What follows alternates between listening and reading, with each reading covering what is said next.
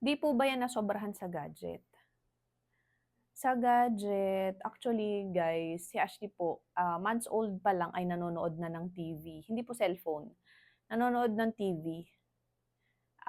Favorite niyang panoodin yung Cocomelon before and, sabi ng iba, sa gadget daw talaga nakukuha. Kapag maaga daw na-expose yung anak mo sa gadget, dun daw yun nakukuha. Pero hindi ako naniniwala. Alam niyo kung bakit? Kasi marami akong kaibigan na halos ka-age pa lang ni Ashley noon, mga kasabayan niya. Lahat yun ay nagga-gadget, nanonood ng YouTube, may sariling mga cellphone. Pero ngayon lumaki naman sila is typical naman yung mga anak nila, walang mga ASD. So si Ashley lang ang meron.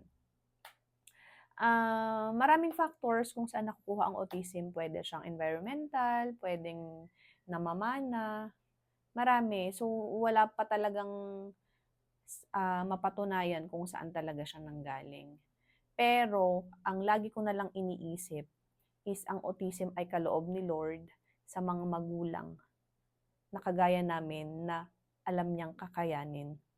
So, yun na lang lagi kong iniisip.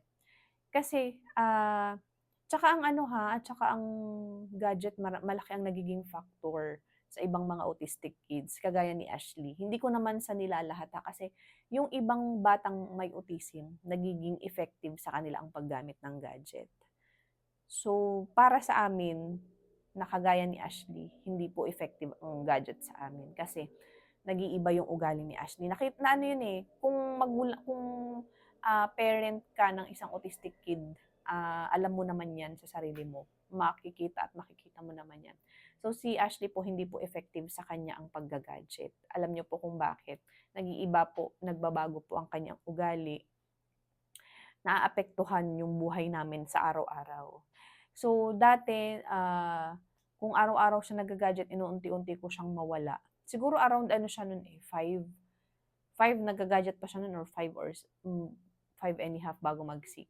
Pero ang tagal na namin ngayon na zero gadget.